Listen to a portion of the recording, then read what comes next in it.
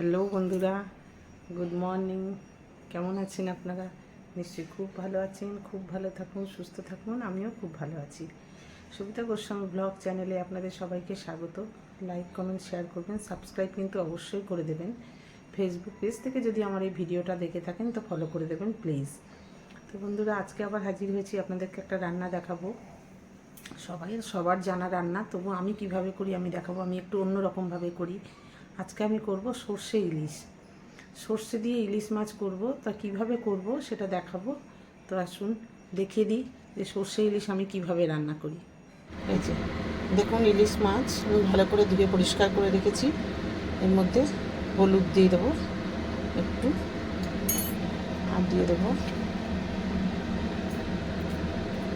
আন্দাজ করে নুনটাও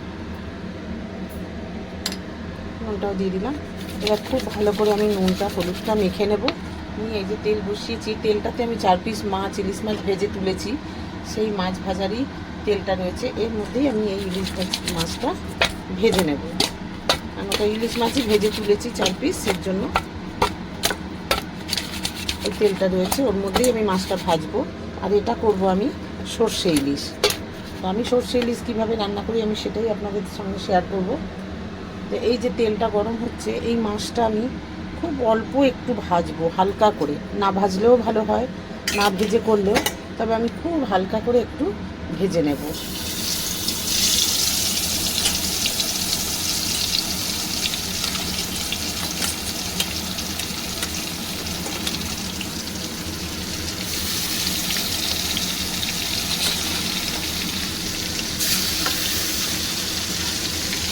এইভাবে আমি খুব হালকা করে একটু মাছটা ভেজে তুলব। তারপর দেখাচ্ছি। বন্ধুরা, স্কিপ করবেন না, দেখতে থাকুন, পুরো ভিডিওটা দেখবেন প্লিজ। মাছটা ভাজা হতে হতে আমি আপনাদের দেখাই যে আমি কি কি দেব। দেখুন, এই যে শুধু কাঁচা লঙ্কা দিয়ে আমি রান্নাটা করব। এই যে কাঁচা লঙ্কা, আর একটু 2 চামচের মতো, ছোটো চামচে 2 চামচের মতো পোস্ত আছে, এটা আমি বেটে নেব। আর এই যে সর্ষে গুঁড়ো একটু ভিজিয়ে রেখেছি, বাজারে যে সর্ষে গুঁড়োর পাউডার কিনতে পাওয়া যায়, আমি সেটাই জল দিয়ে একটু ভিজিয়ে রেখেছি। আপনারা বাড়িতে সাদা সর্ষে, কালো সর্ষে মিশিয়ে বেটে নিলেও ওটা দারুণ টেস্ট হয়, খুব ভালো হয়। আর রেখেছি এই যে একটুখানি নারকেলের দুধ ঘন করে গুলে রেখেছি। বাজার থেকে যে পাউডার কিনতে পাওয়া যায় নারকেলের দুধের, আমি সেইটাই খানিকটা একটু ঘন করে গুলে রেখেছি।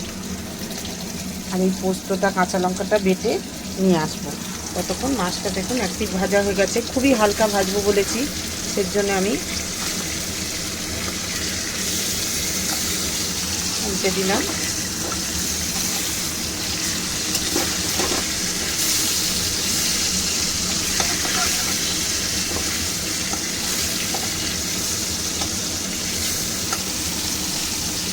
এই পিঠটাও ওরকম অল্প ভাজা হলেই আমি তুলে নেব। বাকি মাছটাও ঠিক এইভাবে ভেজে নেব। এই যে মাছটা খুব হালকা করে আমি ভেজে নিয়েছি।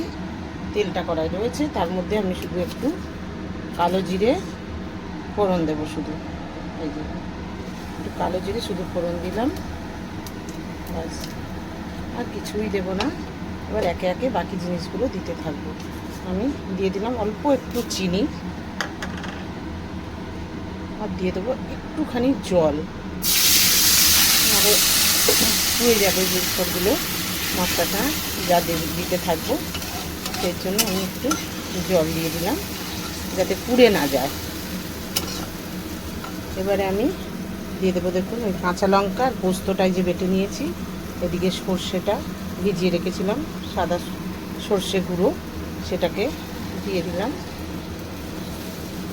তা ধুয়ে পরে দিয়ে দিচ্ছি। এদিকে কাঁচা লঙ্কা আর পোস্ত একটু বেটে রেখেছিলাম, সেটাও আমি দিয়ে দিলাম।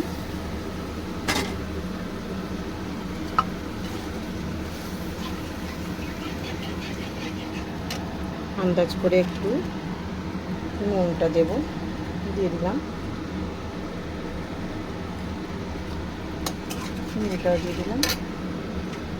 নারকেলের দুধ যেটা রেখেছিলাম সেটাও আমি দিয়ে দিলাম। এবার এই জায়গাগুলো ধুয়েও আমি ওর মধ্যে দিয়ে দেব। তারপর ফুটে উঠলে আমি মাছগুলো ছাড়বো। পুরো রান্নাটা আমি কাঁচা লঙ্কায় করলাম, কোনো গুঁড়ো লঙ্কা বা রেড চিলি পাউডার কিচ্ছু দেবো না, পুরোটাই কাঁচা লঙ্কা। দেখতে থাকুন, পুরো ভিডিওটা দেখবেন। সমস্তটা দিয়েছি, মশলার জায়গাগুলো ধুয়েও আমি জল দিয়ে দিয়েছি। এটা ফুটে ওঠার অপেক্ষা করব।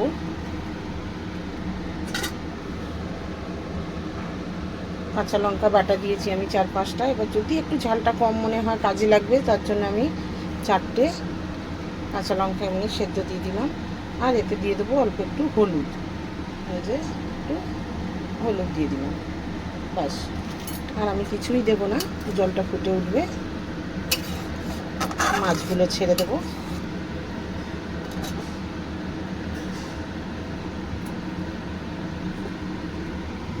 ফুটতে শুরু করেছে, অলরেডি ফুটে উঠেছে। এবার আমি একটা একটা করে মাছ ছেড়ে দিলাম।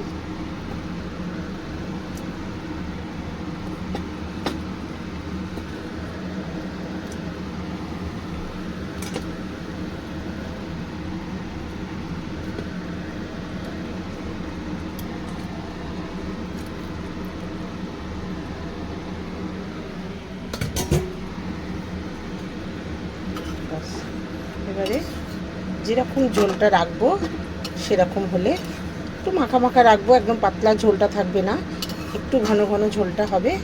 তারপর আমি এটাকে নামাবো, দেখতে থাকুন। এই যে টকবক করে ফুটছে সর্ষে ইলিশ। আর একটু দেখুন দিয়ে দেবো কাঁচা সর্ষের তেল।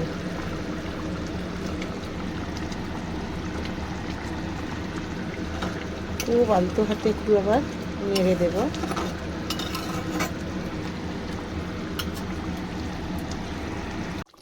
সর্ষে ইলিশ আমার রান্না হয়ে গেছে, এবার আমি নামিয়ে নেব।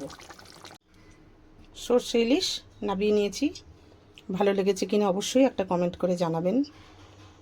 কমেন্টটা করলে আমার খুব ভালো লাগবে, আপনাদের থেকে অনেক কিছু আশা করি। যদি একটা কমেন্ট করেন, লাইক দেন, শেয়ার করে দেন, সাবস্ক্রাইব করে দেন, সত্যি ভীষণ ভীষণ ভালো লাগবে আমার, যে আমার রান্নাটা আপনাদের ভালো লেগেছে। এভাবে করে দেখবেন, দারুণ টেস্টি হয়। তো আজকে আসলাম, আবার একটা রান্না নিয়ে আসবো, আপনাদের সঙ্গে শেয়ার করব। বাই।